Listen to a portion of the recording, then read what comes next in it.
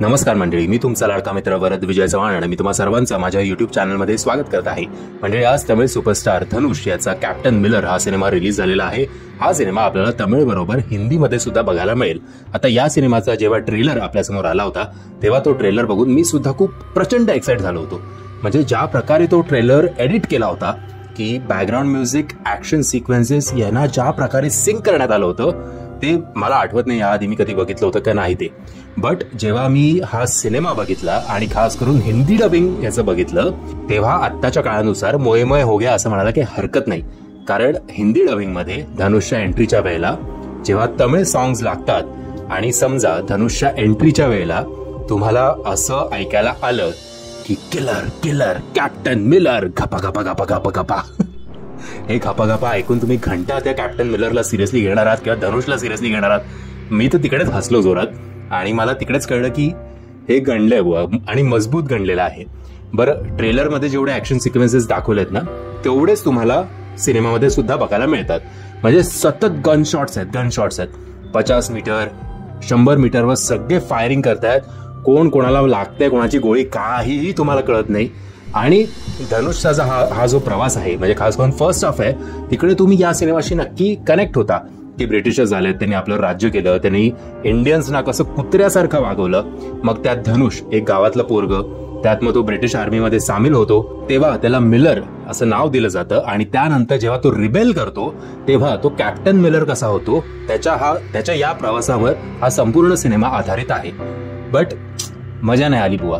म्हणजे एक मला फर्स्ट टाइम कळत नाही की या सिनेमातली पॉझिटिव्ह गोष्ट काय आणि निगेटिव्ह गोष्ट काय. हा, आता पॉझिटिव्ह गोष्ट धनुष हे एवढंच आपण धरू शकतो कारण स्टार्ट टू एंड जो प्रवास आहे धनुषच्या कॅरेक्टरचा, कॅप्टन मिलरचा, एक गावातलं साधं पोरग, मग ब्रिटिश आर्मी मधलं एक पोरग, त्यानंतर जेव्हा त्याला रिअलाइज होतं की नाही हे आपल्यावर खूप अन्याय करतायत, आपण यांच्या अगेन्स्ट रिबेल करायला हवं, त्याच्यानंतर त्याचं जे ट्रान्झॅक्शन आहे त्याच्याशी तुम्ही कनेक्ट होता. बट ओव्हरऑल सिनेमा जे बघायला गेलं ना तर हे काय फालतू रे गपा गपा गपा गपा असं तिकडेच माझा अर्धा मूड गेला. म्हणजे याच्या आधी स्टेडी कॅमेरा वापरायचा नाही, कॅमेरा शेकी ठेवणं हे मी याआधी बघितलं होतं. पण या सिनेमामध्ये इतका तो शेकी आहे की आपल्याला कळत नाही की कोण कोणाला मारतंय आणि काय मारतंय, किंवा इधर शेकी तरी आहे किंवा एवढं झूम इन केलेलं आहे की आपल्याला लोकेशनचा सुद्धा पत्ता लागत नाही की कोण कुठल्या लोकेशनवर उभा आहे. बरं, एक स्त्री आहे जी सॉलिड ऍक्शन करते या थ्रू आउट द मूवीमध्ये, पण त्या स्त्रीचा आपल्याला बॅक स्टोरी काहीही कळत नाही. बरं, या सिनेमाचा सेकंड सिक्वल सुद्धा येणार आहे. सो माझं असं म्हणणं होतं हा सिनेमा बघितल्यानंतर की बाबा एका गोष्टीवर तुम्ही आधी फोकस करा, नंतर तो कसा चालतोय, लोक कसे अप्रिशिएट करतात त्या हिशोबाने तुम्ही सिक्वल ठरवा ना. पण नाही, हल्ली हे पार्ट 1 पार्ट 2चं सगळीकडे लफडा झालंय. म्हणजे KGFला जेवढं KGF 1 ची स्टोरी मला आवडली होती तेवढं KGF 2 ची स्टोरी मला आवडली नव्हती, पण तेव्हा ते खपून गेलं.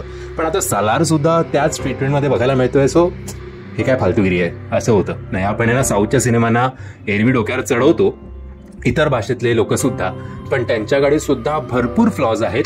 फक्त ज्या प्रकारे ते प्रमोट करतात, ज्या प्रकारे त्यांचं स्टारडम आहे, ज्या प्रकारचं त्यांचं म्युझिक आणि बॅकग्राऊंड म्युझिक आहे त्याच्यामुळे ते सिनेमे खपून जातात.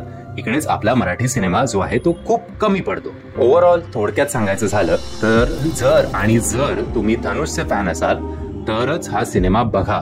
माझं तर असं फुल भ्रमनिराश झाला, पोपटच झाला ऍक्च्युली हा सिनेमा बघितल्यानंतर. जेवढी एक्साइटमेंट या सिनेमाच्या ट्रेलरनी माझी वाढवली होती तेवढंच फुग्यामधनं हवा निघते तसं काहीसं माझं हा सिनेमा बघितल्यानंतर झालं. म्हणजे फॉर एक्झाम्पल जेव्हा बाहुबलीनी त्या देवसेनाला जो छेडतो त्याची जेव्हा मान कापतो तेव्हा अख्खं पिनड्रॉप सायलेन्स होतं आणि नेक्स्ट सेकंडला सगळे शिट्ट्या आणि टाळ्या मारत होते थिएटरमध्ये. बट इकडे वारंवार तेच घडतंय, त्यामुळे तुम्ही कोणाशी काहीच कनेक्ट होत नाही.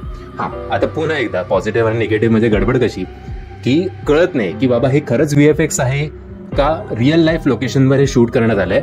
हे आपल्याला न कळण्या इतकं मेकर्सनी ट्रीटमेंट केलेली आहे की आपल्याला ऍक्च्युली कळत नाहीत की खरी माणसं आहेत जे इकडे तिकडे फुटत आहेत की VFX आहे. सो त्या बाबतीत या मेकर्सना फुल मार्क्स. बाकी ठीक आहे, मी सांगेन तुम्हाला की OTTवर जेव्हा हा सिनेमा येईल तेव्हा हा सिनेमा बघा. बट धनुषसाठी हा सिनेमा जेव्हा केव्हा OTTवर येईल तेव्हा आवर्जून बघा आणि एका माणसाने स्वतःच्या कॅरेक्टरवर फिजिकल ट्रान्सफॉर्मेशन पासून त्याचं ओव्हरऑल लुक असेल, त्याचं व्हॉइस असेल, त्याची बॉडी लँग्वेज असेल, जे काही तुम्हाला टर्म्स वापरायचे ते वापरा.